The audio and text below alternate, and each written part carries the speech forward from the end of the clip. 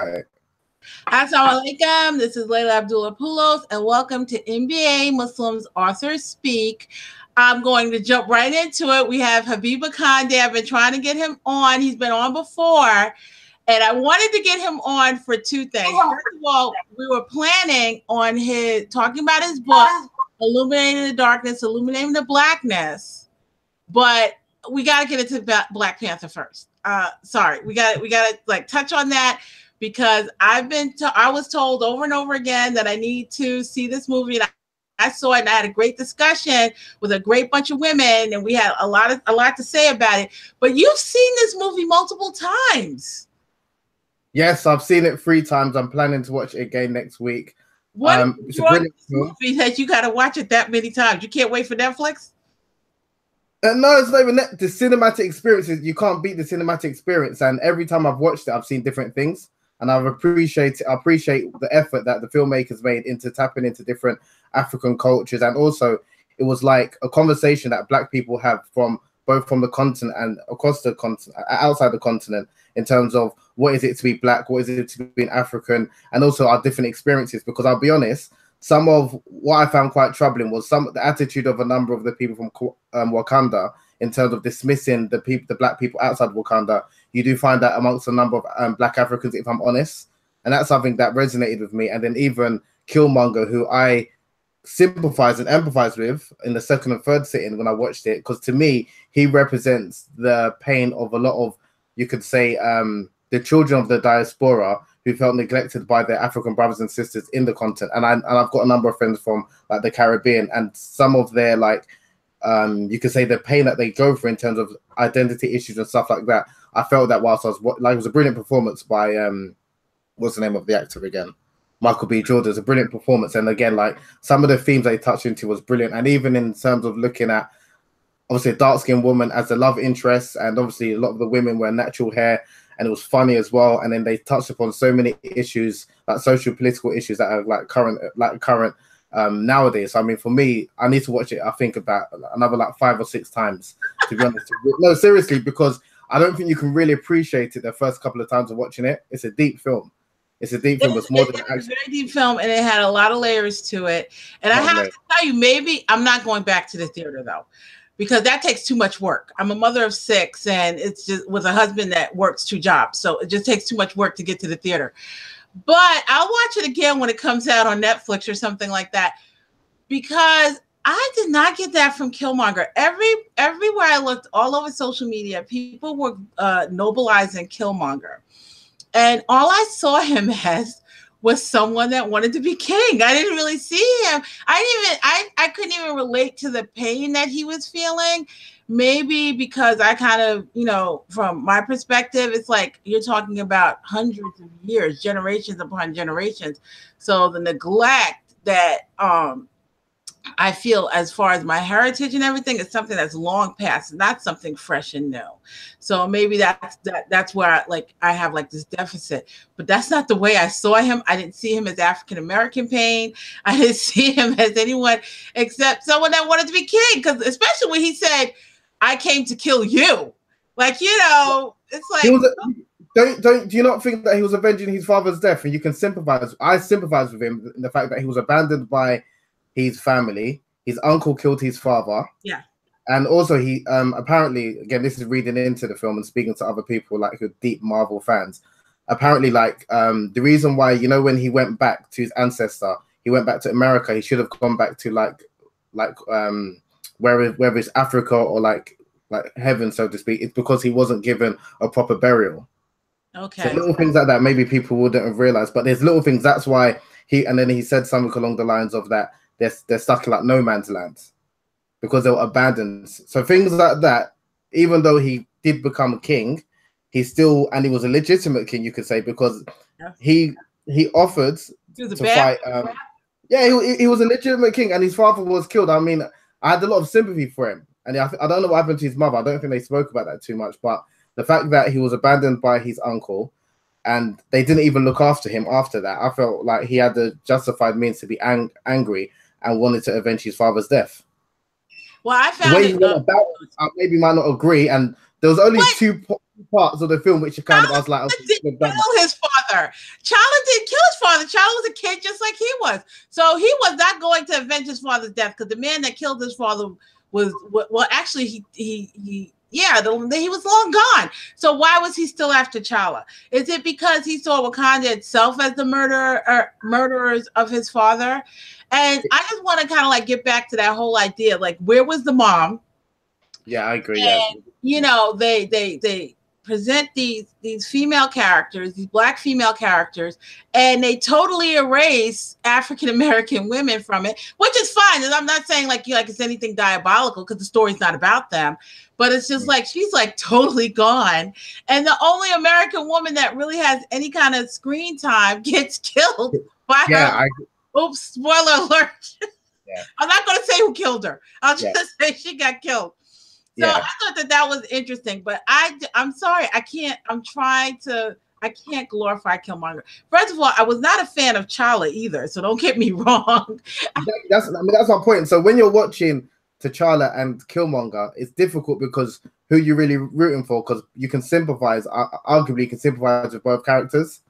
And you might not, like, I don't agree 100% with Killmonger, don't get me wrong, but I still don't agree 100% with T'Challa as well, because he turned his back until the end. He turned his back on a lot of Black people around the world, which again I found that quite problematic. And he had the means to empower Black people. He had the means to do it in a way that was empowering, as opposed to Killmonger, who just really wanted to become an oppressor himself. And I think that Chala was just like the typical, you know, wounded warrior king in a state of ennui that you see so much of. So I just was like, I couldn't feel either one of them completely. The one thing I did like about Killmonger was that he was extremely smart and savvy. He knew how to get what he wanted, even if ultimately he had to shed some blood to do it. But, you know, he used people very, very well. He knew how to use everyone in that movie and how to play on this to his advantage. So that's the one thing. So if it was between Chala and Killmonger, I would definitely have to say Killmonger was a more dynamic character.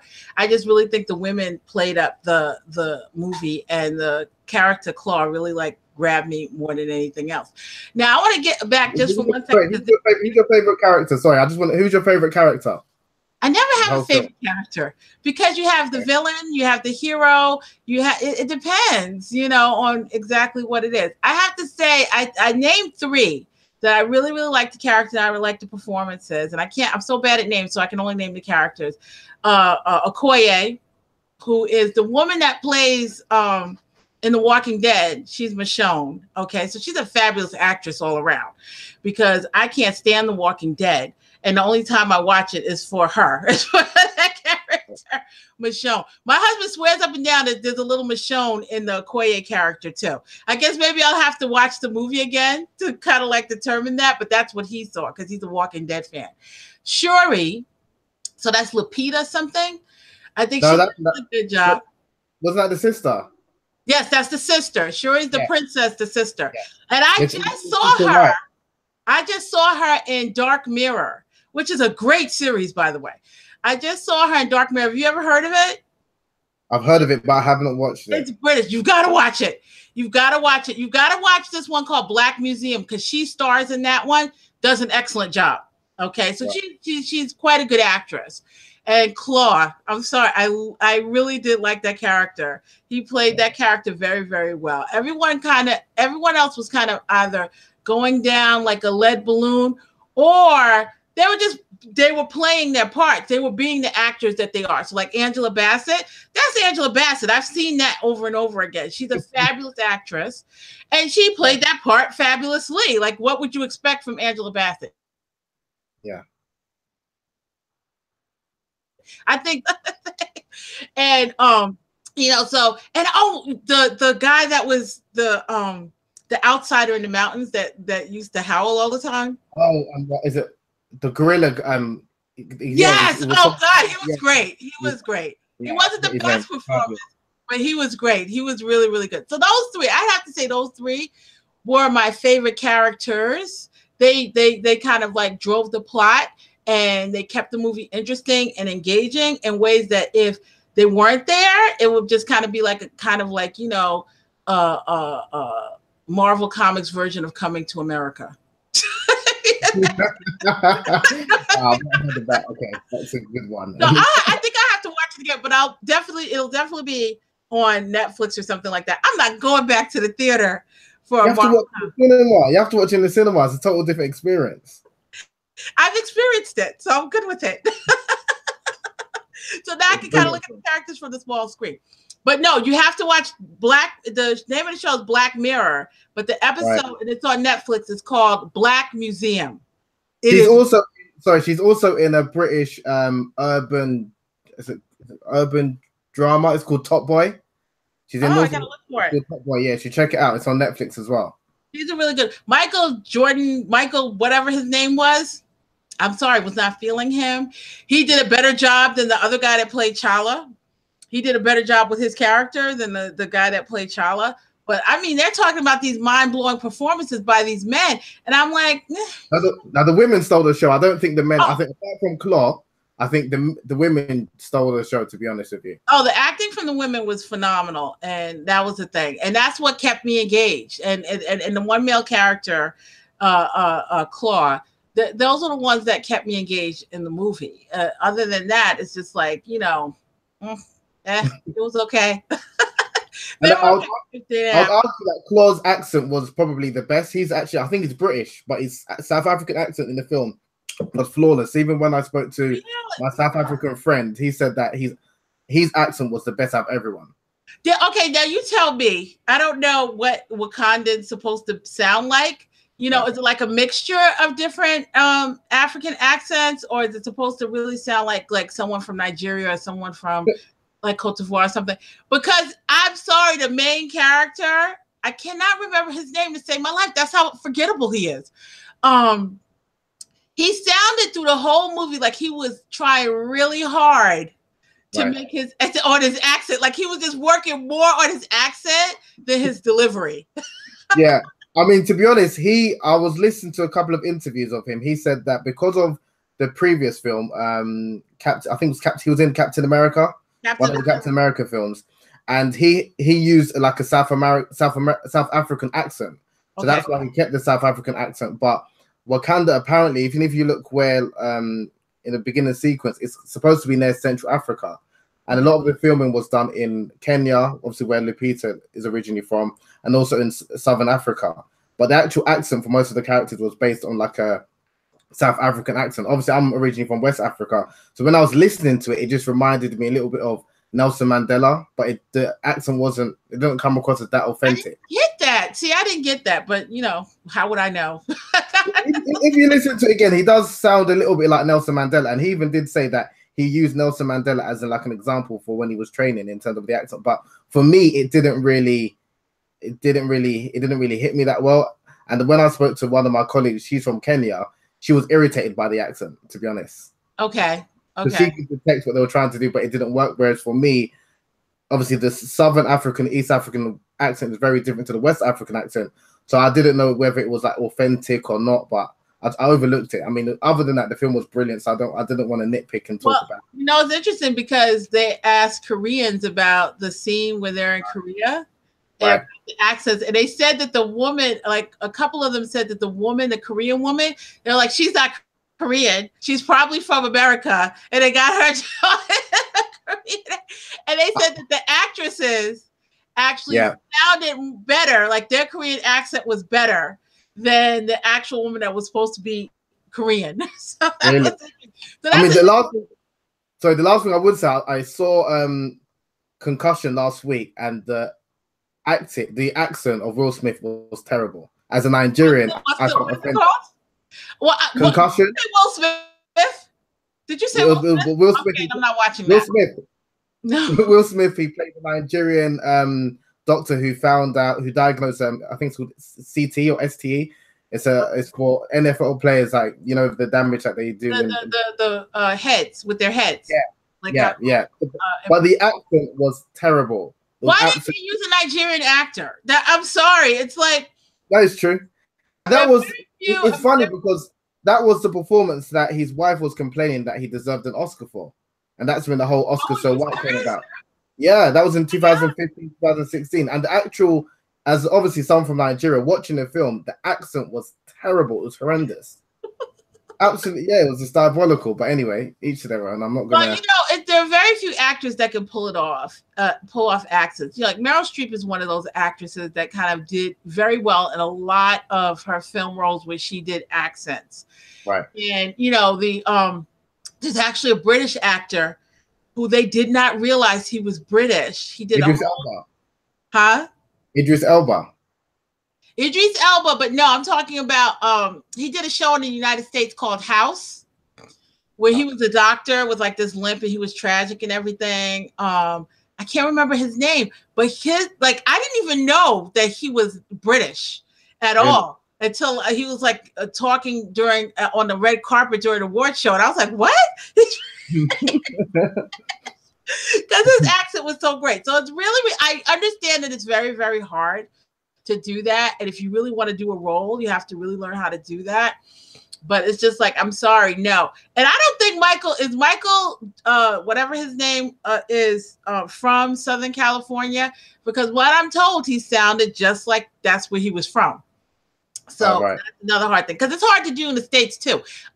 Like my family's from the South. And I can do like a make-believe Southern accent, but any Southerner will know that I'm a New Yorker, or someone from the Northeast with a Southern accent, So it's like a very hard thing to do. But I just felt like he's concentrated a little too much on it, and maybe that's what affected his performance for me, because like the delivery of everyone else around him was beautiful. And it just like he just like weighed everything down with that, like oh my God, bro, stop trying so hard. I felt like, okay, to your books. Okay, now to your books, which I think are very, very important. I have to tell you, I haven't read them all, okay, because I have like a list this big. Wait, that big? Okay, but I read Illuminating the Darkness, which I love. I can't wait to read Illuminating the Blackness, especially since every time I turn around, you're in Brazil. Okay. And A Taste of Honey. But Illuminating the Darkness was really, really one of those eye-opening books for me. And I had this conversation before with Ahmed Mubarak about this tendency for Black Muslims, okay, for Muslims, period, but I think it adversely affects Black Muslims to kind of alienate Blackness from Muslimness, and especially historically. When I Margaret Aziza kind of opened up a little bit of like the great scholarship in West Africa and Muslim scholarship that I just did not know about. And unless you really go digging for this type of thing, it's not something that's commonly disseminated. I mean, if you look at these books behind me, and this is only like a part of our book collection, but we don't really have too much from West African scholarship. My husband has bits and pieces in like things he's gotten in manuscript form and things like that. But other than that, there's like no really mass distribution, at least here in the States. Do you find that the same case in Great Britain? Yeah, it is the same. I mean, most of the books that we have, most of the scholars, whether it's contemporary scholars or scholars from pre-modern times, are of Arab descent or South Asian descent. So, and even we have some scholars that authors by scholars that are originally from like Turkey and even parts of the UK, but we don't really hear much about the experiences of Black Muslim writers and scholars. So that's why, that was something which really irritated me, to be honest. But then I thought, instead of complaining, because I was fortunate enough to study in Al-Azhar in Egypt for 3.5 years between 2006 and I came back in 2010. And again, amongst a lot of the Black brothers, whether we're from the UK or we're from the States, we used to have that conversation a lot, that we found it very difficult to listen to find books written by, African Muslim writers or, Black people kind of thing, to have their perspective. And then when I came across Ibn al-Jawzi's book called Tanwir al-Ghabash fi Fadl al-Sudan wal-Habash, the translation Illuminating the Darkness regarding the virtues of Abyssinian people and black people, and he wrote his book in the 16th century. He basically wrote a book speaking about the virtues of black people and why they've been discriminated against in Islamic history, and he wanted to remind them of the great contribution that people of African descent have made in history.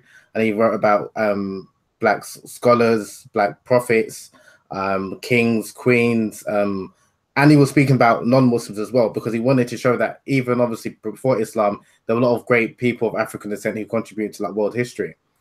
So when I came across his book, and again, he's most of his books in the UK and also in Egypt have been translated. So I was surprised as this, well-renowned scholar, but a lot of his works have been translated, but hardly anyone had come across this book. So I took it upon myself. I wanted to start translating it. And then there was a couple of themes which he didn't speak about, like interracial marriage, which I thought was an issue like in today's day and age, which I wanted to kind of address. And then I came across another scholar who wrote a similar book in the 9th century. The scholar was called Al-Jahid, and he wrote a book speaking about, again, anti-blackness within the Muslim community and things like that. So I realized that, and there was other scholars as well, like Al-Suyuti, he wrote a similar book in the 16th century. He actually wrote 3 books about anti-blackness within the Muslim community, and he wanted to raise the status and self-esteem of not only black men but black women, and speaking about the virtues and beauty of black women. So again, for me, I was astounded when I came across this material, and I thought, okay, rather than complaining or asking where are these books or why aren't they being translated, I took it upon myself to translate a number of their works, and obviously added a couple of things that maybe they didn't speak about.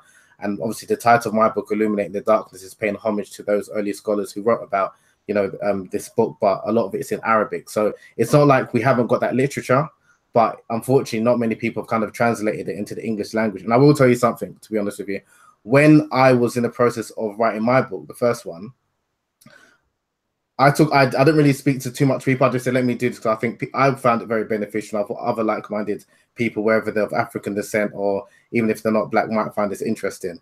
But I was advised by a couple of people not to publish it, because I was accused, and by well-respected, I'm not going to name any names, but well-respected da'is and like sheikhs or scholars or what have you, not African descent though. They were aware of these books, but they said, don't speak about it because, you're going to cause division in the ummah, in the community, and you shouldn't be speaking about race. And I'm like, but we've had many scholars that were speaking about it. Why can't we speak about it now?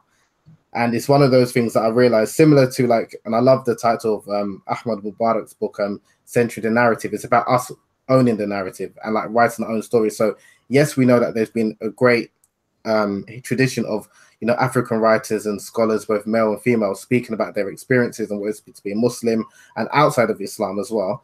But I think now the onus is on us to kind of control the narrative and just not only speak about the great contribution that people made in the past, but we're doing great things now as well, I think, to be honest. And I think we shouldn't live in the past as much as we should acknowledge what's happening previously, and to speak about like the great kingdoms in Mali and the likes of Mansa Musa and Abu Bakr the second, who traveled from West Africa to Brazil. I think we should even document now what is to be a black Muslim in America, what is to be a black Muslim in the UK, in South America, because these are all different experiences and we can learn from each other. So I think that's very important. Yes, we know that there's a history in speaking about blackness, but I think it's important that we take it upon ourselves, not only as men, because I keep saying this, but women as well, to talk about their experiences, because that's something that unfortunately, I mean, we talk about a lack of black Muslim writers, but then if I was to ask you how many black Muslim female writers, it's even less. And that's a problem. So that's why I think rather than complain about it, then obviously like yourself, I'm waiting for your book to come out. Hopefully, inshallah. No, seriously. And I'm saying this. I write fiction though. No, I'm serious, and I'm saying this not in a bad way, but to put pressure on you that obviously I appreciate, and I'm sure many people do appreciate the great work you're doing, but now it's for you to start putting your ideas to paper and publishing it. And that's what I think we need. Yeah, no, seriously. So we know there's an issue, we know there's a problem, but rather than keep talking about where is the lack of black Muslim writers and things like that, it's a time that we acknowledged. And I'm reading, and I want to give a shout out because I'm halfway through this great book by Suad Abdul-Qadir. Oh yeah, that's on my desk. That's cool. Sorry, I'm halfway through it. Yeah, and it's important that even little things like, okay, if you come across a good book, give a shout out, tell the people, like let people know, because many people aren't aware. Like even the initiative that you started, was it last month, about Black Muslim Reads? There are a number of books. There are a number of Black Muslims that are writing books, even in today's day and age, but many of us aren't aware of it. So when we've got great initiatives that's going on, we need to kind of share it, let people know, kind of thing, so people are aware of not only the contributions Black people have made in the past, but ultimately we're doing great things now. So again, I just think it's about us blowing our own trumpet and not being afraid of, you know, waiting for validation from other people, because there's a lot of other races that don't understand, and I don't expect them to understand it. So if we understand it, then it's like, okay, if you're and we are all in a position of privilege to some in some shape or form with the internet and the little money that we've got, we should take upon ourselves to, like, again, publish our own works and speak about our experiences, because to be honest, our experience living in the 21st century is very different to if I'm reading about African Muslims in West Africa in the 15th century. So as much as, you know, Timbuktu was a great place and, you know, the center of the world and all the rest of it for literacy, that's not the reality of Black people today. And we can't just rely on what they wrote in the 15th or 16th century. We need to kind of create our own histories. And I think initiatives like this, what we're doing, is good. But I think we need to take the next step and not only like recording it, but publishing it, because the same way we're having these conversations now, imagine like 100 years from 50 years from now, people would want to know, what was it like to be Black and Muslim, you know, in 2018, 2017. I mean, that's why I think it's important to document these experiences rather than just relying on like history and what people have done in the past.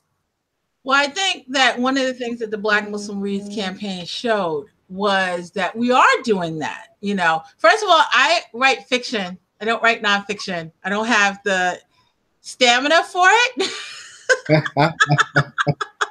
Okay, so if I could do something like in a fictional work, like I have quite a few stories that are interracial. All of them are interracial, by the way. So, but we do have works out there. We do have Black Muslim women authors, and that's one of the things that the Black Muslim Reads campaign brought out. But I think that one thing that happens, and we have to kind of step back, look at it, and decide how it is we're going to resist it as Black people.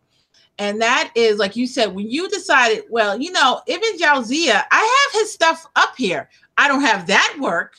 Okay, so enough of Muslim scholarship purposely overlooked his work for decades. I'll be kind, I'll say decades. When you have mass distribution, where you can have works translated and printed very, very easily and mass produced, okay? Because I know over here, when I first became Muslim, you know, every time I looked, all I saw was Lahore, Pakistan. Every time I looked at works, okay? And then that was when I was first Muslim, and then, you know, work started coming from Saudi Arabia and Egypt and Jordan. But it's just like, how do you decide, how many people decided not to publish this work, not to translate this work? They didn't find it important enough to translate this work. And then when you decide as a Black person, you know what, this is important to me, and I know it's going to be important to some other people. So let me do it. Let me do the knowledge that Allah subhanahu wa ta'ala gave me so that I can make this man's work accessible. You got pushback on it. And that, I can't believe it was that same lame line about division and everything like that. Because that's such, I'm sorry, I have no filters when it comes to this. It's such crap. And please don't tell me who it was, because if it's anyone that I ever had any respect for, it would like drop down completely and totally. Because at the end of the day, that would mean that despite all your lip service about Islam, despite all of the things that you're trying to be a da'i, you're drawing people into Islam, you're trying to draw Black people to Islam, and you want to stunt them, and you want to keep them encapsulated in this one specific category, where they face a lot of bigotry and bias. And when a Black person decides to say, you know, I'm going to step out of that and I'm going to do this on my own, you push back on it. I'm sorry, that right there, it's like, forget it. That's like casual racism. Point blank, I said it, and that's what it is. And so that's a problem in and of itself. When you add gender to it, okay, because we have Deborah Majid. You just pulled out Muslim Cool by Saad Abdul Khabir. You got Jamila Kareem, who's written great work. You have Amina Wadud. Look what she went through just because she's just trying to shake up and get people to think a certain way. You know, even to this day, like I still hear people say stuff about her, and I'm like, but did you read what she wrote? Oh no, well, but just based on just reputation. alone. And I'm like, but did you read her work? Did you read what she wrote? Because, you know, honestly, you can't have Imam Ghazali and Imam Ashari's early work and then try to go off on someone like Amina Wadud. It's like, that's so hypocritical. It's ridiculous. So it's like that you face that kind of pushback, and we're still doing it. We're still writing these works despite that. But it's like, if you decide to go outside and deal with an issue that makes Muslims uncomfortable, non-Black Muslims uncomfortable, and nothing makes non-Black Muslims more uncomfortable than an educated Black person ready to assert their humanity and their Muslim humanity. Nothing makes them more nervous than that. They're not even as afraid of white people as they are afraid of that. Okay, because they've dehumanized us for centuries. Okay, and so when you sit back and you're just like, you know what, this is what we're going to do, that's when you get that pushback. And I hate that. I'm sorry, I have no patience or tolerance to. You're gonna cause division. Allah doesn't see color, except He mentions it in the Quran. There's no racism in Islam, except you're racist as hell. And so it's just like absolutely ridiculous. And just by virtue of the fact that one prime example is that when you have people like you and Ahmed Mubarak that are showing this Black scholarship and Blackness in Islamic history, okay, just by virtue of the fact that so many Muslims don't know about it, so many Black Muslims don't know about it, just really shows the racism among Muslims in Muslim culture that has endured. And so, yeah, let's shake up past that and let's get past that. And that was the thing. It's very, very eye-opening. You know, when you mentioned not looking back in the past, you know, which I find surprising for a historian, as a fellow historian, I totally get what you're saying. I totally get what you're saying. But I think especially over here from like many people, many Black Muslims may feel from this perspective and experience that it is necessary to look back in the past because so much of it has been whitewashed, okay, or Arabized, or coated with like this South Asian tint to it. And so we don't get to see ourselves, you know, past very specific things when there's more to that. Because when you see yourself in the Sahaba, and people try to act like it's not a big deal. Yeah, you act like it's not a big deal because you know what? You automatically think of the Sahaba as passing white with long hair, long silky hair and light eyes and everything like that. That's how you think about it. And that's what you can identify with and that's what you can connect to. And so when you find out that, hey, guess what? They weren't all like that. Okay. It does something to you, but it also does something to me. It's like, oh, wait a second. So this Islam that I could not, this part of my Islamic faith that I couldn't connect to because I just very much felt like there was no Blackness in it. It's like, oh, wow, yes, there is Blackness to it. And it's an extension of the Black experience. And it's an extension of Black resistance. And I could get hip with that, you know? And so by just having like non-Black Muslims exist that are pushing back against that to our fellow Black Muslim scholars, I find that just infuriating.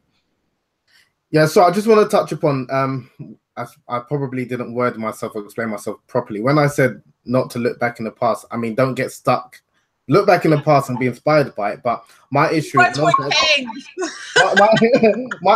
my issue is like, for example, look back in the past, be inspired by it, and obviously see our contribution. But ultimately, you want to try and leave your own legacy like they left a legacy. That's what I'm about. Do you understand? Again, and I think one thing which I mean, again, I love history, but I love history that can inspire me or inspire people around me to do something that because ultimately when we leave this world, we're going to face Allah with our deeds. We're not going to be able to rely on what our ancestors did. So that's where I mean by look at the past, yes, learn history, understand what people have gone through, because you generally find what people have gone through in the past is similar to what you're going through.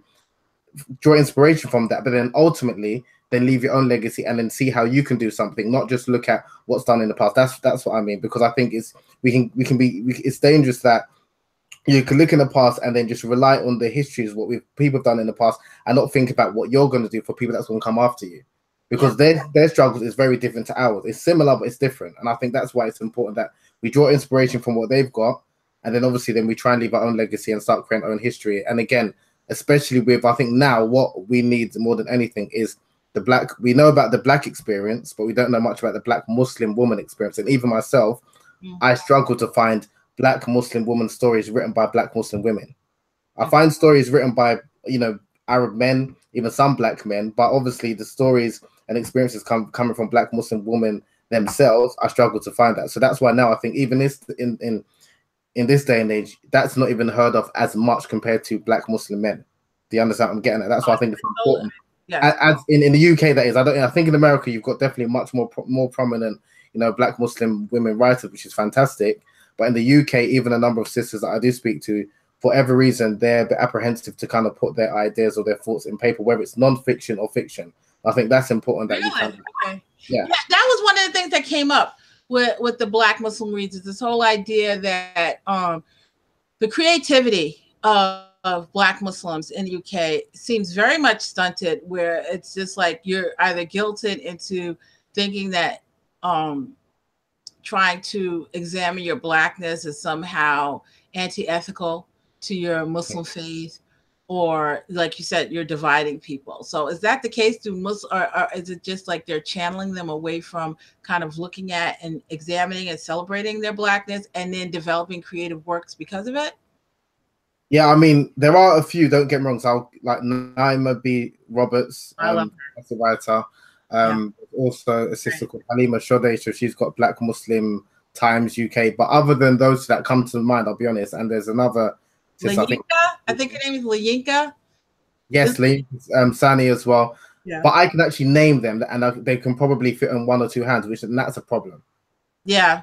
And the fact that you can name them, more than that. Yeah, I struggle to name more than 5, 6. I'm sure there might be others, but again, I think it's important that when those sisters write their works, whether it's again non-fiction or fiction, and it might be just a case of, I think in the States you're better than us, good at self-promotion and entrepreneurial. You put yourself out there, whereas, you know, British people are generally quite reserved. So unless we're getting support from a lot of people, we wouldn't really put our creative ideas out, and like we won't promote it ourselves unless someone kind of gives us the validation.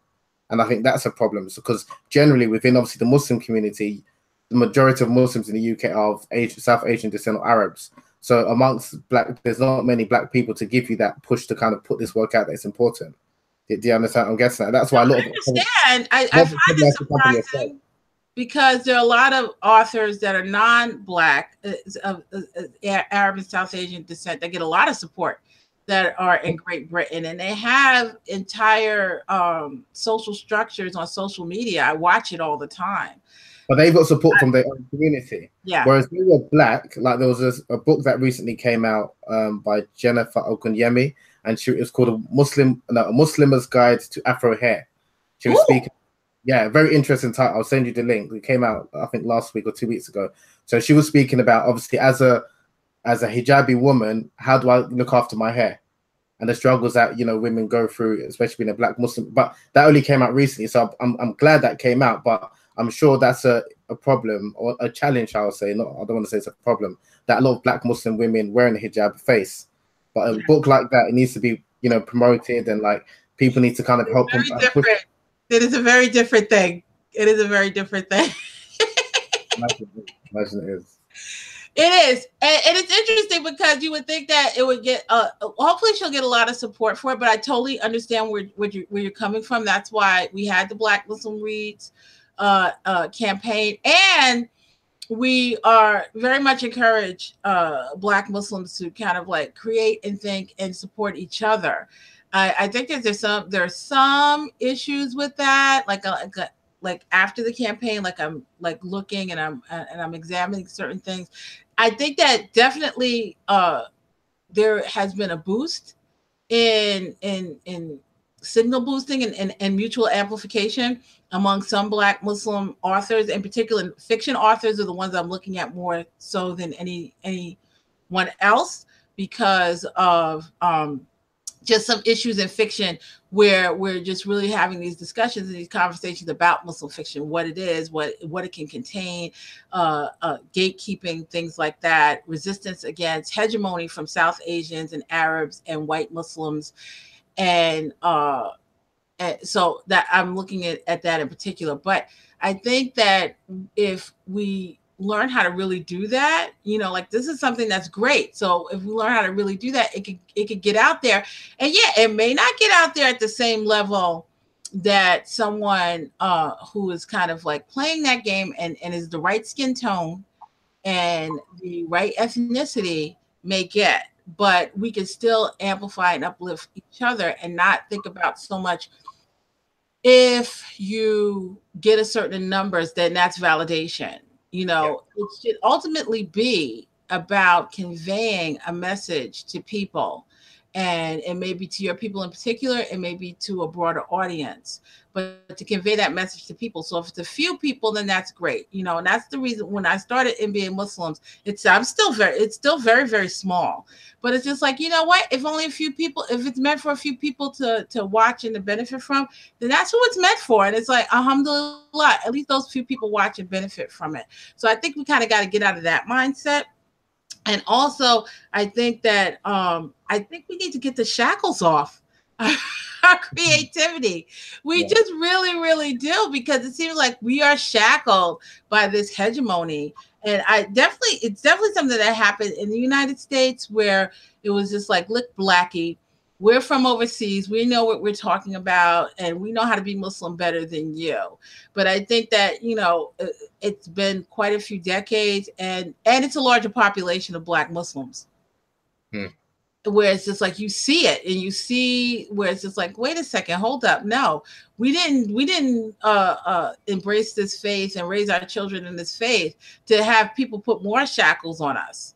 Okay, so I think that we need to kind of get those shackles off. And I think that African American Muslims are starting to shake it off. Definitely not all the way, but I think that that's what is happening in Great Britain. Like I said, nothing scares, okay, a racist, bigoted South Asian Muslim, Arab, any Muslim that's not Black. Nothing scares them more than an intelligent Black person that's asserting their humanity.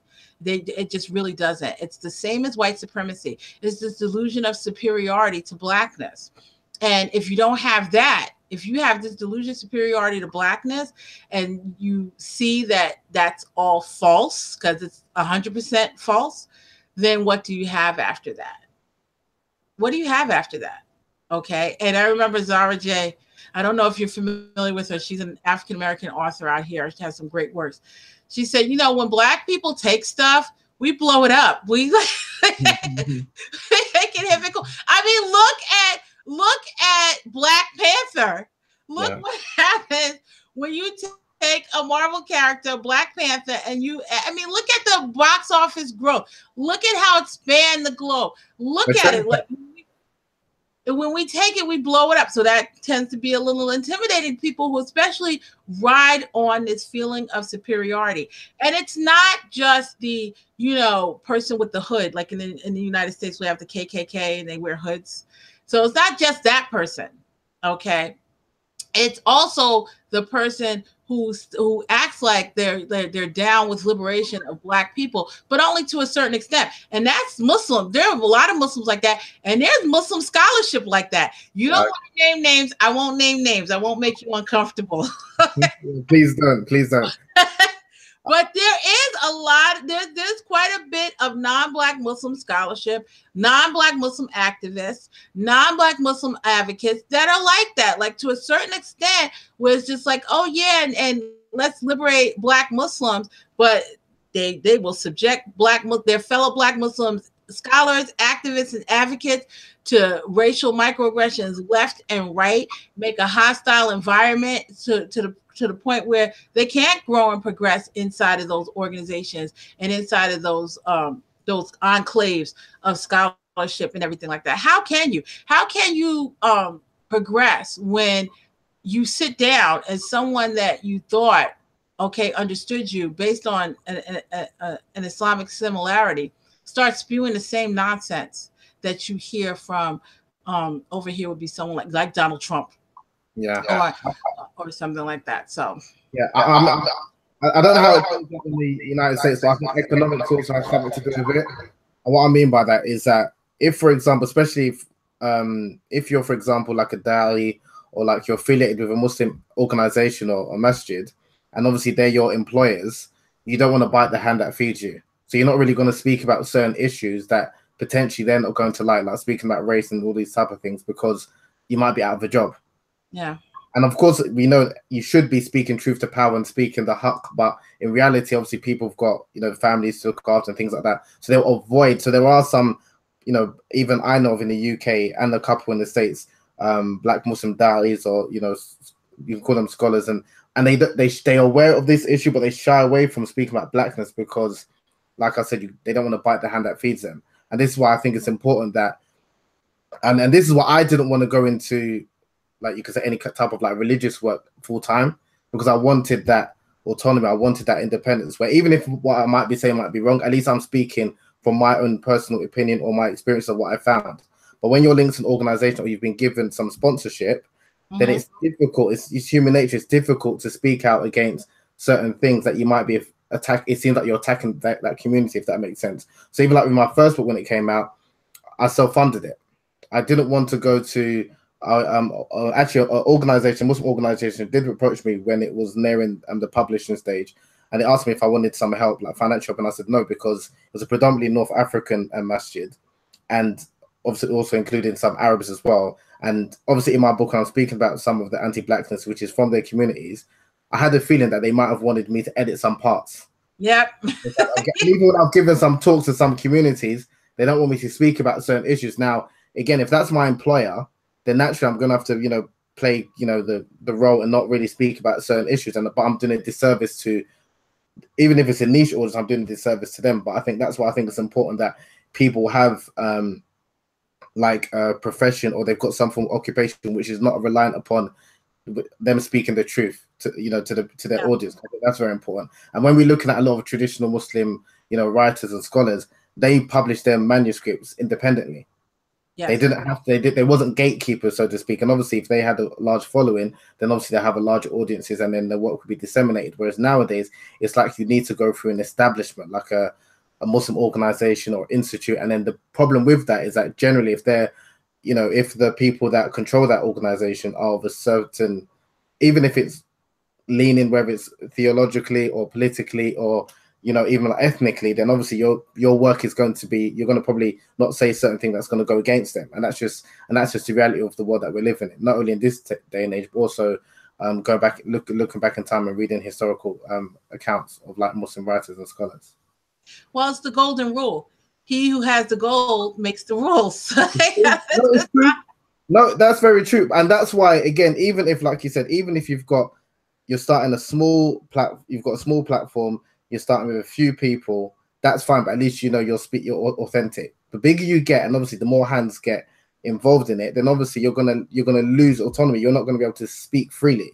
That's just the reality. When you're a part of a large organization, you can't. It's not up to you. But when you're relatively small, then even like you look at with musicians and rappers, I'm not sure if you're a big fan of like hip hop and that, but when they're underground, they're very passionate. They're speaking about maybe social, political issues because this. But when they go into the machine and they become mainstream, all of a sudden their music is watered down and they start ignoring speaking about issues that is affecting their community that they came from.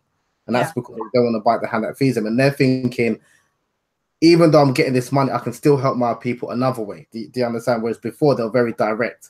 It's not to say that they've lost interest in fighting against social injustices, but now you can see it's a different battle that they're going through, kind of thing. And that's what I'm even seeing with some you know, people who have got a big platform, but they won't address certain issues. And I don't look at them like you're a sellout or anything like that. It's just that, you know, they've got other interests and they don't really want to bite the hand that feeds them, so to speak. So. Well, I definitely know about having limitations, because even if you don't like have necessarily like you're going into like some sort of position where you're earning your livelihood is dependent on what you say about Islam, basically, and about Muslims. Even in other professions that happens as well. You have to be careful. There's certain things that you can't say. I remember I was interviewing one young writer, a Black Muslim writer, Hakeem Muhammad, and I like his blogs because he could say a lot of things that I told him. I said, I simply can't. I can't do that. I'm an academic. I can't. Some of the stuff I don't agree with, you know, but that's cool because you're not supposed to agree with everything. But it's just like some of the stuff, like, honestly, I can't address that subject. I just like, I still have to work. So I can't do that. Some of the stuff I can, I remember one organization wanted to put me on their board, and I declined, even though I liked the organization a lot. I said, because honestly, I have enough, I'm fenced in enough. So I really just want to be able to say what certain things that I can say right now. And I think if I go on your board, I won't be able to say them anymore because they'll look at you and be like, look at what this loose cannon said. So sometimes that definitely happens. No, I get it. You can't address those things. I think that one delineating factor is that it's one thing not to be able to address them. It's another thing to attack the people that do. And so it does happen as well, where it's just like there were a couple of Black Muslim scholars that went on a rampage. And I just was like, really? Like, it's one thing we can understand that you can't talk about it. So why not just shut up? What did they go tell you to go back to your people and set them straight and get them in line? Go get the rest of those blackies in line type of thing. That's the way it came off to me. Because of the way the assault that they did, whereas like to the point was just like questioning anyone who had a certain stance on resisting as questioning their Muslimness. So it was like that type of assault, which we've seen before. Okay, it's just that coming from someone that looks like you and that's supposed to be down with resistance like you, it was like kind of like, what word? No, you need to go have a seat. You need to go back, collect your paycheck. Okay, just shut up, because that's not working. It's just simply not going to work. And I think that, and now that's why I want to get into your next book, Illuminating the Blackness. Okay, I have not read it yet. Okay, I've just read bits and pieces of it. I think that what I have read is extremely fascinating, but all of your work is, to be quite honest with you. That we have like this extension and this progression of Blackness and Muslimness past this one dynamic of the African American experience. Like you're opening up something more. So do you want me to speak about it? I want you to talk about it, brother. Oh, sorry. Okay, so Illuminating the Blackness, Blacks and African Muslims in Brazil. It's you could say it's a follow-up from my first book, Illuminating the Darkness, in which the book is split into two parts. The first part's looking at race relations in Brazil and what is it to be Black in Brazil, and it's very different in terms of how they view race compared to what it is to be Black in America. And I thought that's very interesting as well. So like with America, you've got the concept of the one drop rule, whereas in Brazil, how they view Blackness it's descriptively. It's how someone self-identifies. So you can have someone who looks like President Obama, for example, who would define himself as Black, and can find someone who looks exactly like him, another person who define himself as being caramel. So it's like the saying, beauty is the eye in the beholder. In Brazil, race is in the eye of the beholder. So it's very fascinating how they view race. But there is this undercurrent of anti-Blackness which has been in existence in Brazil since the country was colonized in 1500. Now, in terms of like the African Muslim experience, a lot of people aren't aware that they had a large African Muslim, particularly from West Africa, legacy since the 19th century, where there was a number of West Africans from Nigeria who was transported during the transatlantic slave trade from Nigeria to Brazil, and they set up Muslim communities, they set up Quranic schools. They even, some of them, when they bought their freedom, they went back to West Africa, learned more about the religion, then went back to Brazil to teach people about Islam. They led a number of slave revolts, 6 main slave revolts. There was the biggest one in 1835. And because of the resistance of a number of African Muslims, a lot of the Portuguese, the Europeans at the time, when they found out about the slave revolts and it was quelled, they have executed a number of the African Muslims because Islam was seen as a threat, or they deported them back to West Africa. And even in the last 20 to say 30 years, there's been a growing resistance amongst Afro-Brazilians in terms of reclaiming their Blackness, and they're drawing inspiration from a lot of the West African Muslims from the 19th century. So much so that, I don't know if you remember the Michael Jackson song, They Don't Care About Us, yes, where he's wearing this the t-shirt Olodum. That's derived from the Nigerian word for God, Olodumare, and that's the Afro-Brazilian group, which is trying to teach people about African history, the contribution Black people have made in world history, and also about the African Muslims. And there's been a growing number of not only Afro-Brazilians, but also Brazilians of European descent, Arab descent, who've become Muslim when they've heard about Islam's legacy or Islam's history in Brazil. So, I mean, for me, it was quite fascinating because obviously someone that's of Nigerian descent, and when I went the first time, I'm seeing a lot of not only people of Nigerian descent, but there's an Islamic community that's growing. And the wonderful thing I found about Brazil compared to other places and countries I've been around the world is that they're very welcoming and they're interested in learning about their Islamic history. So they seem to be more tolerant than other places around the world. And even if, although I mentioned like the history of Brazil or Islam in Brazil starts in the 19th century, you can argue it starts in the 14th century because I'm sure you're aware of Mansa Musa, the famous Mali emperor who traveled to Mecca, and then he destabilized the economy in Cairo because he was very generous. His predecessor, Abu Bakr the First, he traveled to what is now modern day Brazil in 1312. And a lot of people are aware of that. So if you're talking about the presence of Muslims or even Black people in Brazil, it predates this transatlantic slave trade. So even this idea that when we're looking at Brazil or the history about Black people in Brazil is slavery, no, it predates because you had the African Muslim explorer who traveled with a number of African Muslims to Brazil in the 13th century. And we've got evidence for this from other historians where they found a number of the Portuguese who landed in Brazil in 1500.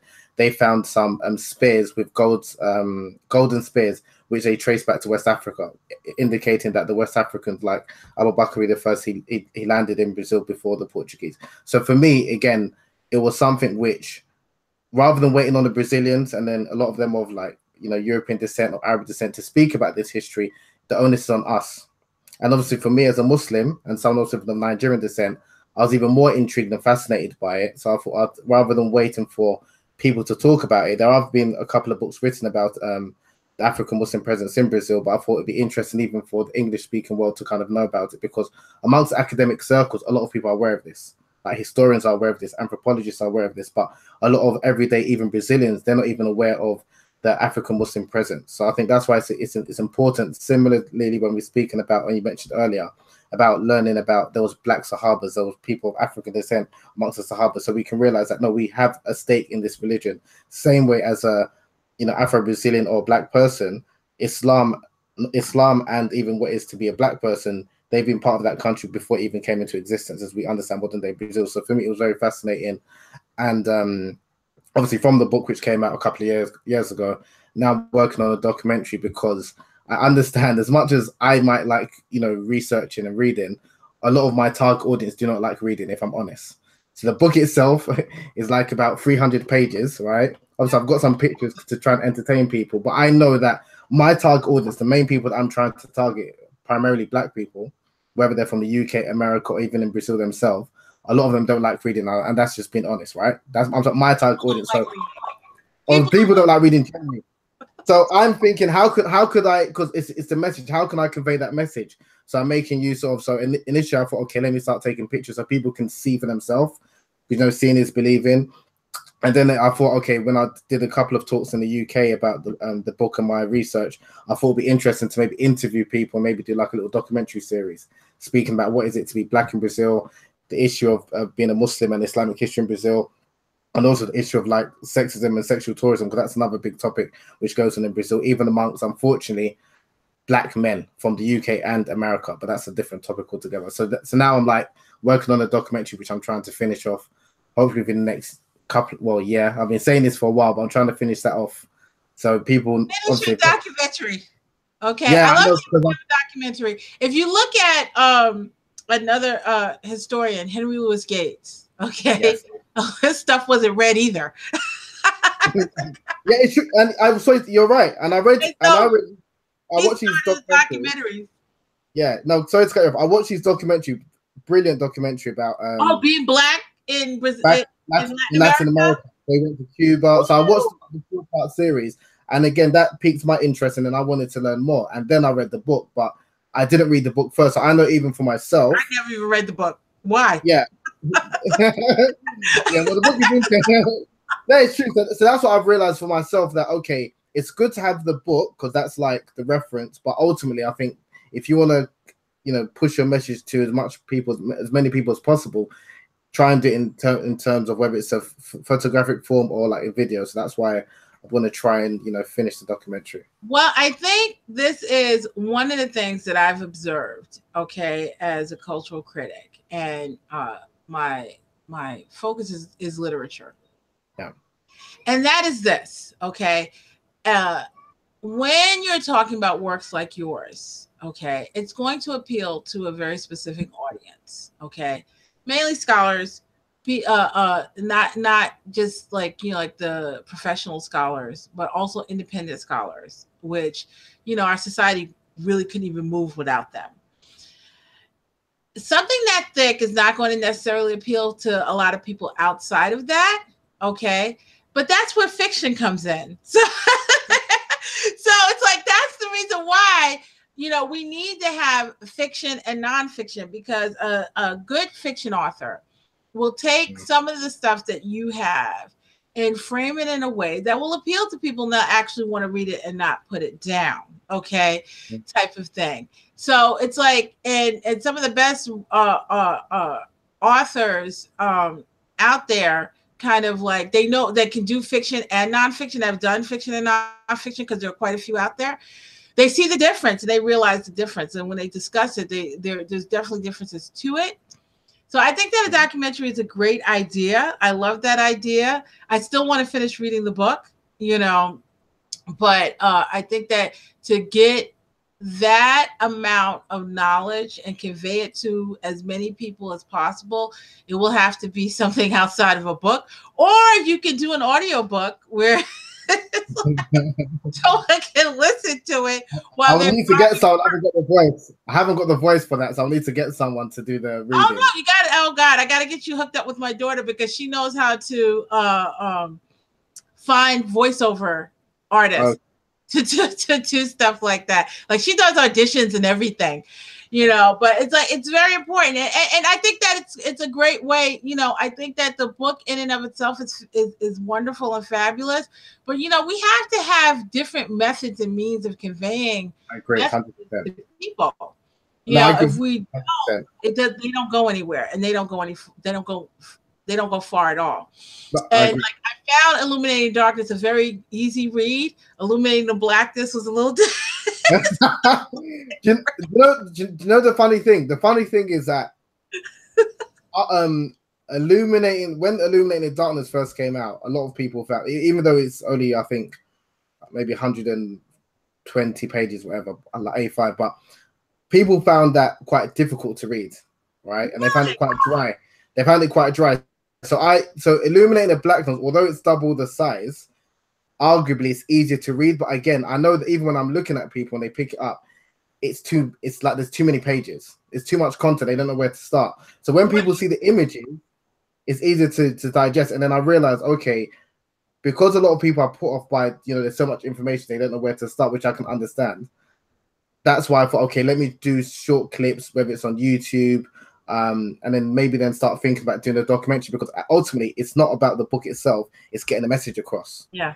You understand? I have a rule in general, okay, and I've said this, and I remember when I first started out, people kind of looked at me like, what? Listen, tell me it in 300 pages or less. A lot of authors have asked me to read their work, and it's just like, I look at it, and if it's over 300 pages, I'm honest with them. I'm like, I doubt if I'm going to get a chance or time or have the inclination to read it. The only exception as far as fiction has been Aleph by G. Willow Wilson, which I still haven't finished, but at least I picked it up. It's like 400 and something pages. Yeah. But it's an excellent book. I just haven't had time to finish it.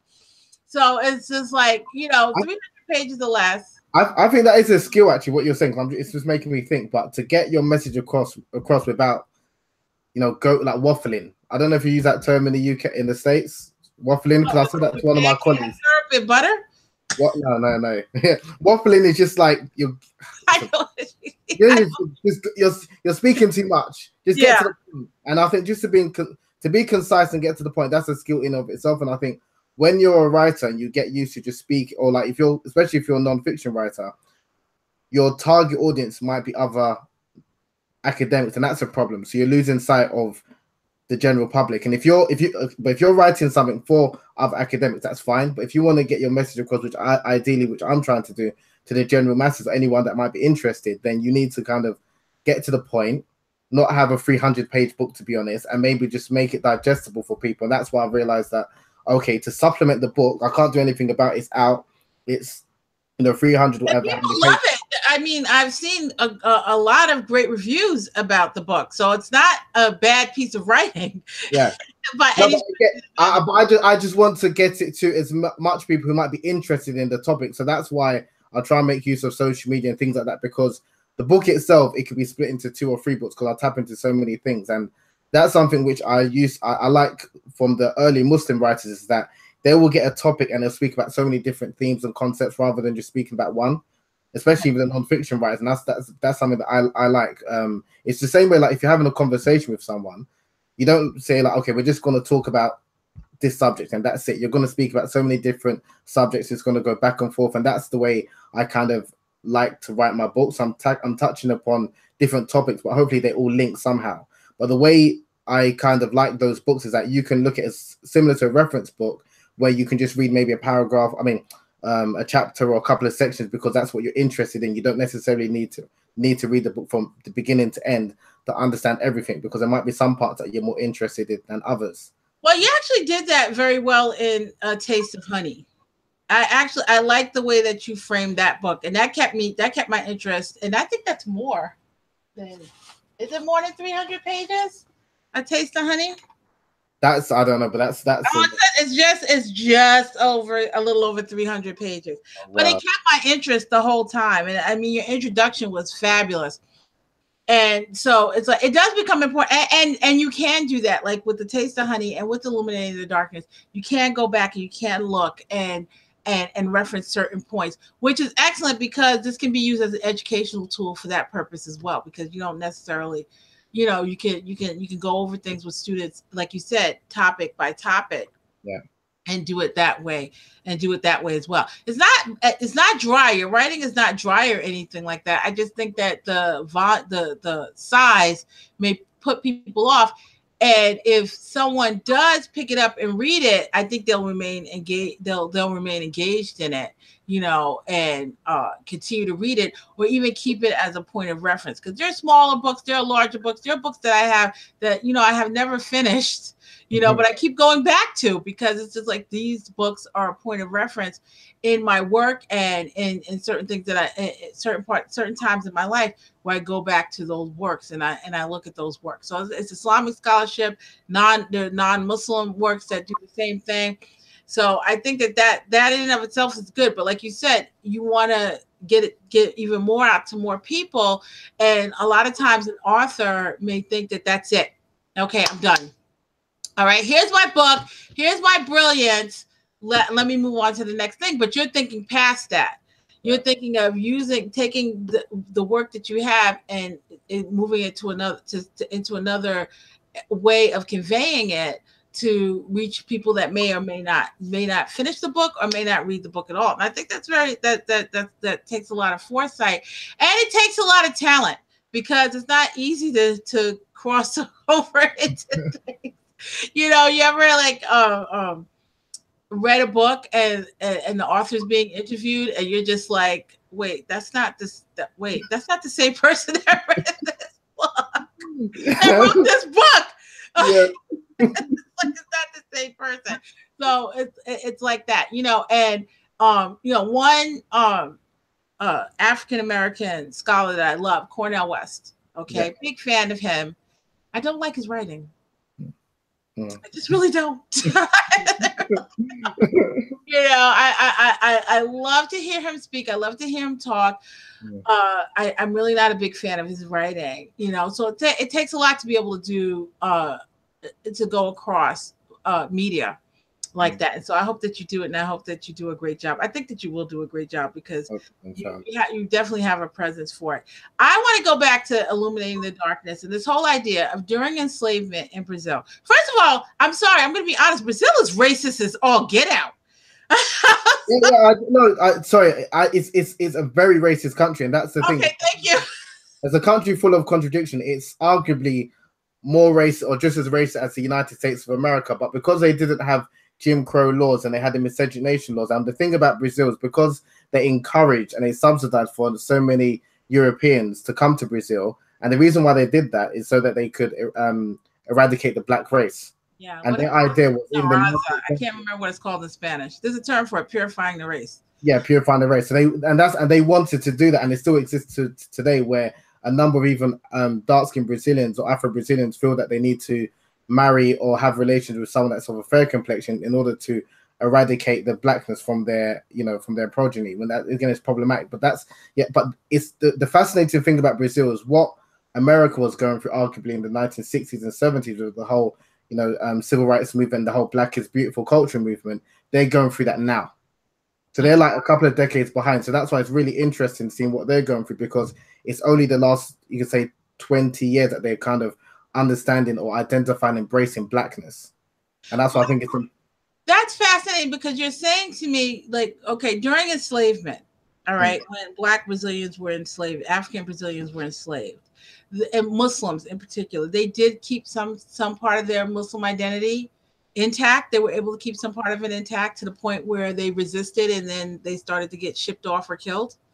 Most definitely, the Muslims were seen as different to the other Black people, because the Muslims were, because remember, they came from primarily from West Africa, where a number of them were literate.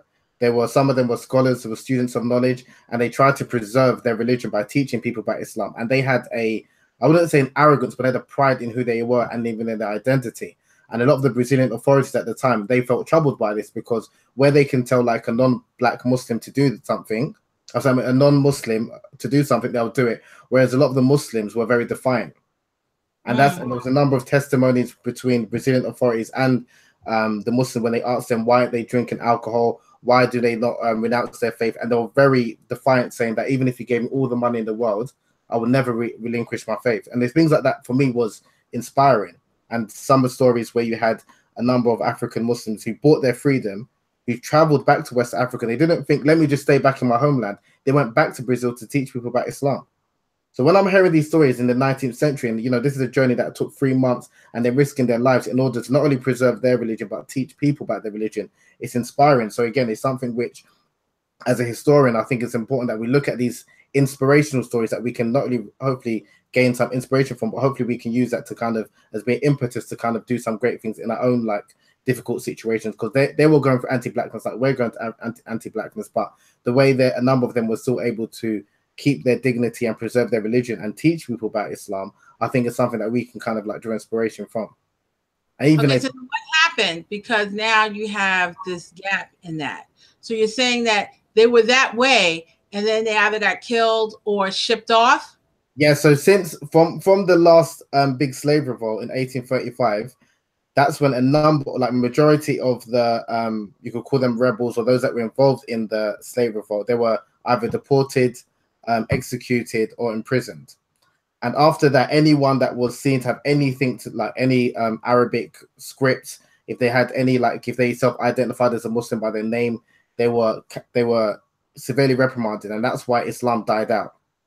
Okay. And the only presence of Islam that you had after the African Muslims in the late 19th century was you had a number of Arabs from Syria and Libya who migrated to Brazil, but they tried to blend in with the white people.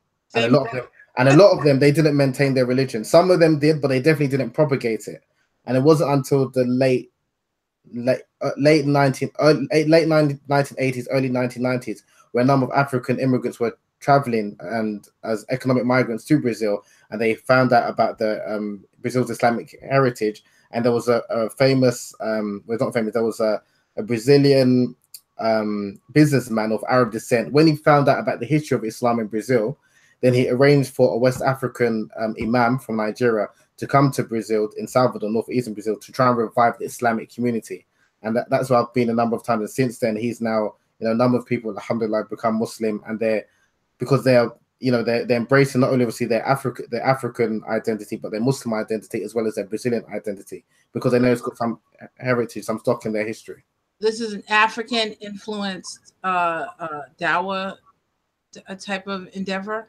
So it's like Black African Muslims coming back and giving dawah to Black Brazilians, period, type of thing.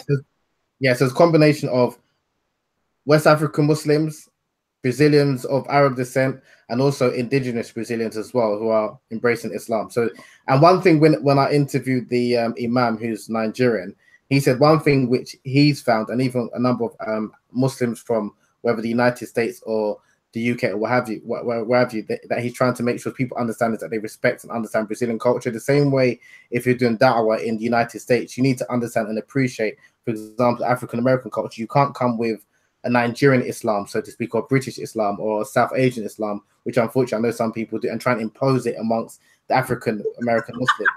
Oh, they definitely did that. Yeah, they do, but you're doing a disservice. You shouldn't be doing that. So that's something that he was saying, that even for himself, there were some practices, even if it's maybe not like even maybe you could say like it was saying like interactions with opposite sex or customs that he expects, like from coming from Nigeria, that he had to adapt and understand.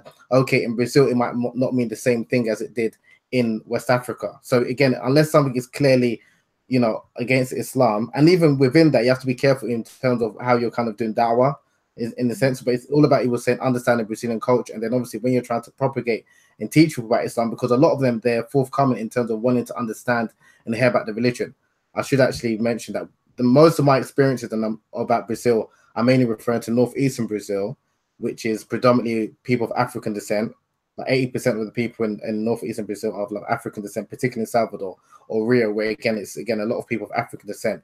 If we're talking about southern Brazil, that's like Europe, like 80%, 90% of the people of European descent. And that's something which, even when you're talking about a country like Brazil, which over 200 million people, it depends where you go, because southern Brazil, they don't even celebrate the carnival. So when people think about, you know, Brazil, they generally think about the carnival. In southern Brazil, what they celebrate is when the Germans first migrated to Brazil. That's what they celebrate, and they preserve their German and Italian heritage. So again, if you're speaking to someone that's from southern Brazil, it looks very much like you're in Italy or Germany in the 18th century or 19th century. They preserve their customs, whereas in northeastern Brazil or Rio, where everyone is generally people outside of Brazil are aware of, that's very multicultural, and their views and their cultures are very different to that southern Brazil. So that's something also that I wanted to kind of explain.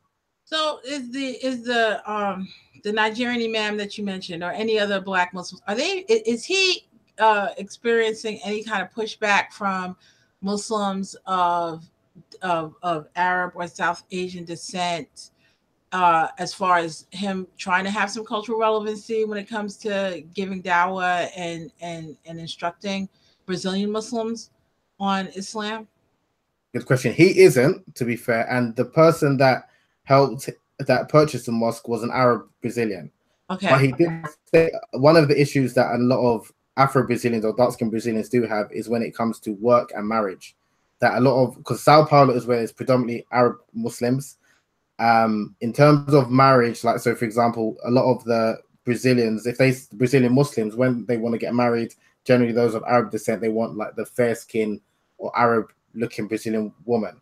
Whereas many of like the darker skinned Brazilian women or the Afro Brazilians, they're not really looked upon as like suitable marital partners. And he speaks about that's an issue. And also when it comes to work as well.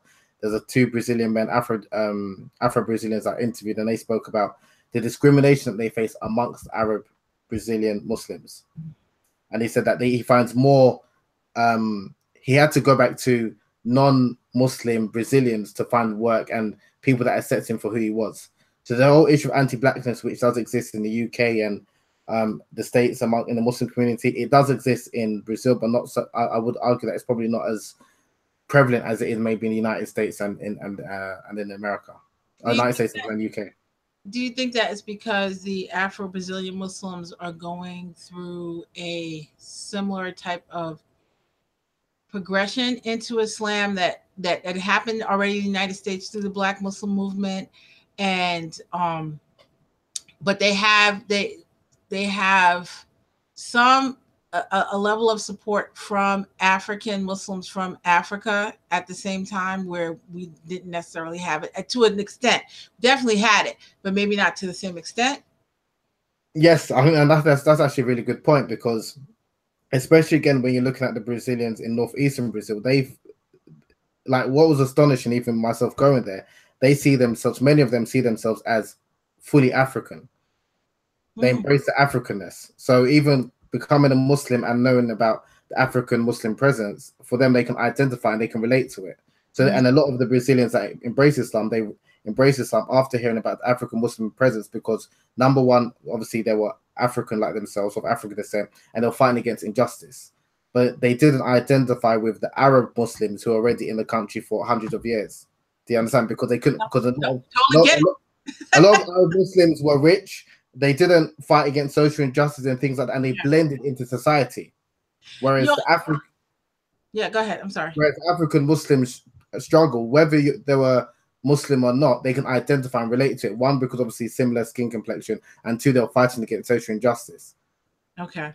So was there a level of acceptance from African descent Muslims for Afro-Brazilian Muslims, or is there any kind of schism between those groups?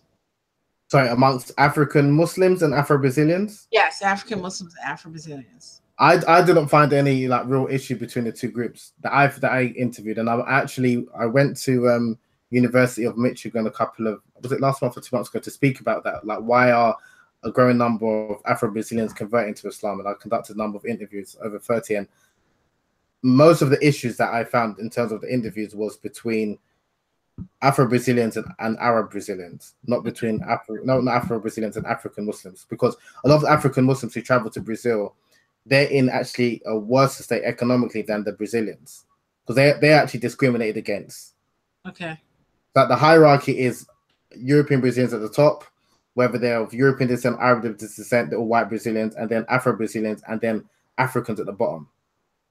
Now, are European descent Brazilians becoming Muslim as well? Are they becoming Muslim at the same extent? Not the same rate. Identifying with. Sorry? And who are they identifying with? Good question. That is a very good question. A few that I spoke to, they identified from interviews I conducted, and hopefully will be in the documentary as well. They identified with the Moors, who they considered to be North African Arabs. Okay. Like they say that the history, when they spoke about the history of Islam, what resonated with them is that they went back to obviously the Portuguese interaction with the Moors, and a lot of them could be descendant of those Moors who they considered to be North African or Arab. I know there's, some people consider them more to be, African, Black African, but it was interesting that for them, or a number of them, they became Muslim after learning about Sufism. So what attracted them to Islam was Sufism, and it was generally amongst non-Black people, whereas a lot of the Afro-Brazilians, because obviously they're generally from low socio-economic positions in society, they mainly identified with African Muslims who struggled and who fought against like racism, and the likes of Malcolm X. Malcolm X was very influential for a number of Afro-Brazilians converts that I met, in terms of how they found out about Islam or what attracted them to Islam. A lot of people said Malcolm X or Muhammad Ali, whereas with the white Brazilians, not only a couple mentioned Malcolm X, and they were from deprived backgrounds as well. So if you're poor and Black, it's generally you can identify with the African Muslim struggle or the African American Muslim struggle. Whereas if you're from if you're white affluent Brazilian, it's more likely to be Sufism or about the Moors, because they civilized Europe, and they were seen to be, according to some accounts, North African, Berbers, or Arabs. So it's interesting, and that dynamic also occurs in the UK as well, where a number of Black people embrace Islam. It's generally via like whether it's hip hop music or African American activists like Malcolm X and Muhammad Ali, or it's about learning about the African presence, like in Timbuktu, of Islam kind of thing. Whereas a number of middle class white Europeans, they seem to gravitate to Islam or attracted to Islam initially by way of like Sufism, and it's not really about social fighting against social injustices, which I kind of found quite interesting.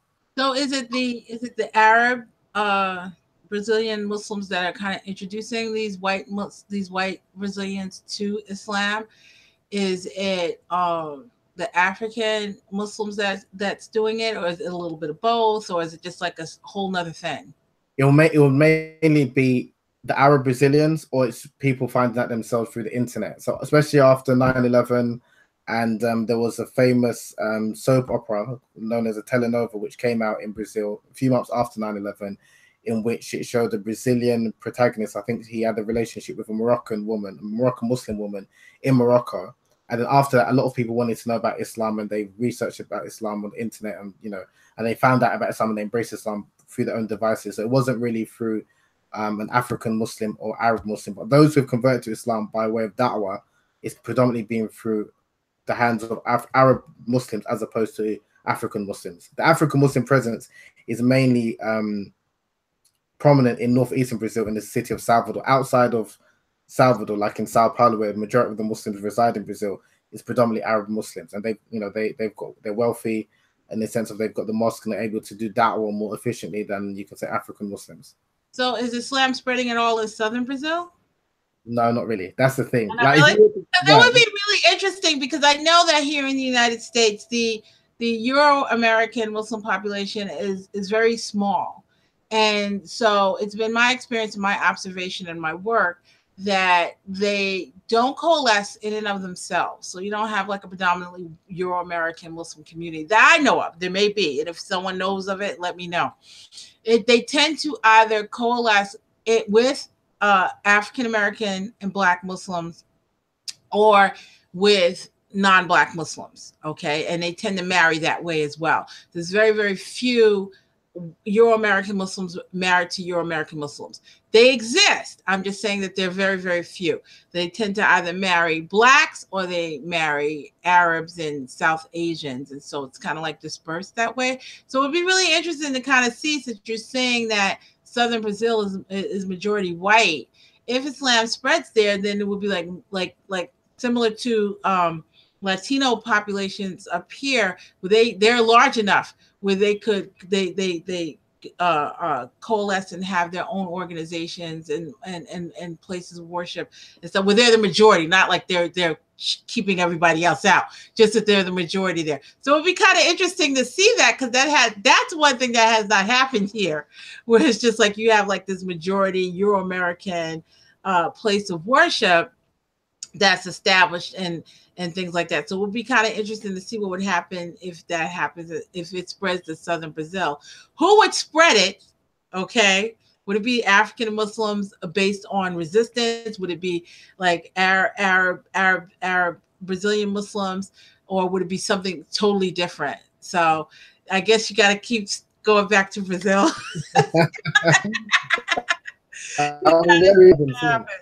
So they say now one of the things that was an appeal, Islam was an appeal to African American Muslims during the Black Muslim movement and beyond, was this whole idea of resistance to social injustice.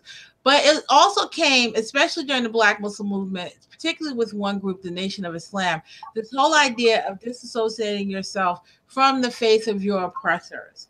Do you hear anything like that among Afro-Brazilian Muslims? Is there any kind of messaging like that? Because that was very much Malcolm X.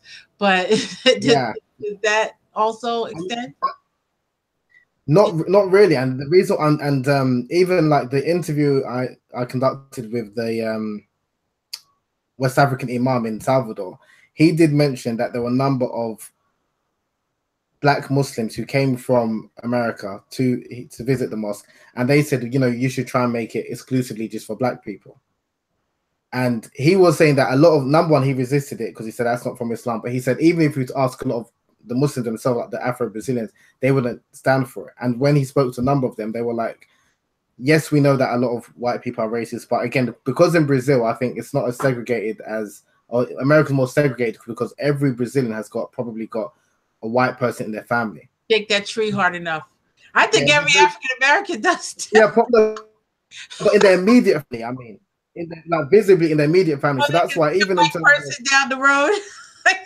That's what even in terms of like you had the debate of, because I hear this a lot when I'm online amongst African Americans, like the whole idea of can you be pro-black and stay outside your race, or marry a white person, like marry your oppressor and all the rest of it. Whereas those kind of conversations, they don't really occur that much from what I'm aware of in Brazil, because it's very common for even very prominent black activists to marry or have a relationship with a white person, and it's not seen as I'm anti-black or I'm not for the cause, so to speak. So this idea of like Islam being a religion exclusively for black people, I didn't see much resistance from that, apart from a lot of people they resisted the idea of God being a white European man. But they didn't resist white people because of that. It was just this idea that God being a white European man, that didn't sit well with a number of people, and that's why they kind of left Christianity or Catholicism, sorry, and came their way to Islam. But I didn't experience maybe what you had in America, where you had but what drew people to Islam was this idea that it was a religion for for black people, so to speak, or just exclusively for black people.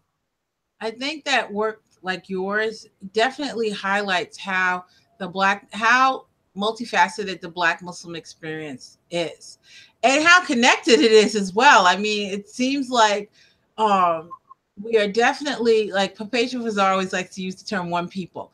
Despite our grievances with each other and our challenges with each other, there always seems to be these connections that you can find between all of these different experiences, period, across the board. And you would think that it wouldn't be so much so when you talk about something like Islamic conversion, mass conversion, generational Black Muslims generationally, because here in the United States, we're like good, like I've met some families that are good 5 generations in.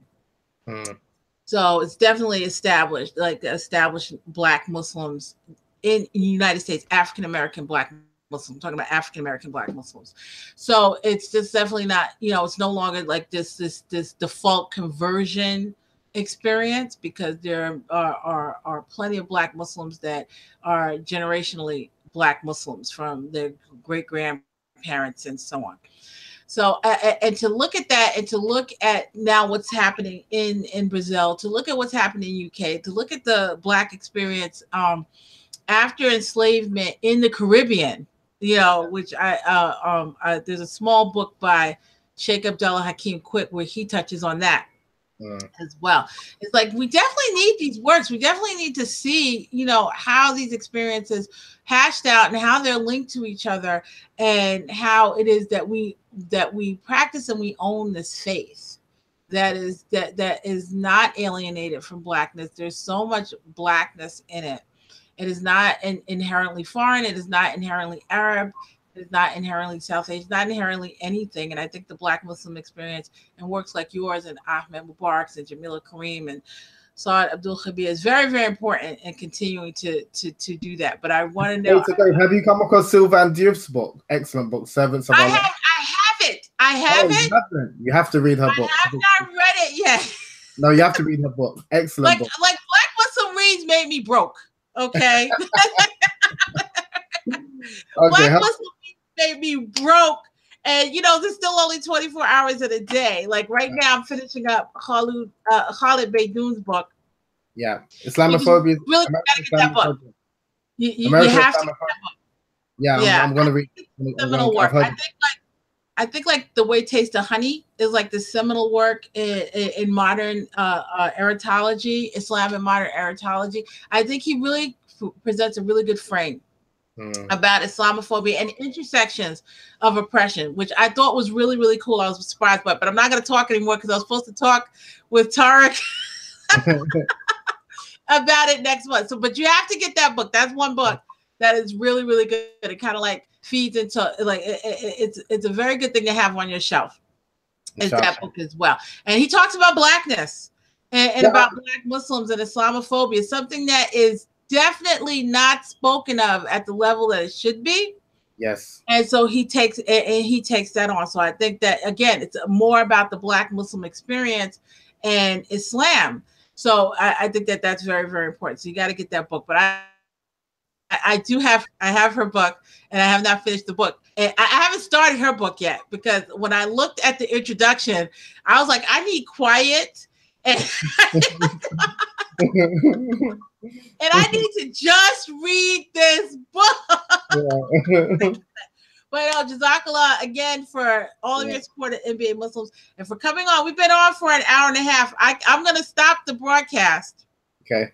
Because I have some more questions for you that are not relevant to it. And Jazakallah for the viewers that did hold on, because I try to make it an hour. It never seems to go. That's why I put clips up on Facebook and stuff. But Jazakallah, assalamu alaikum, everyone, for joining us for NBA Muslims Are to Speak. Assalamu alaikum. Okay, stop the broadcast.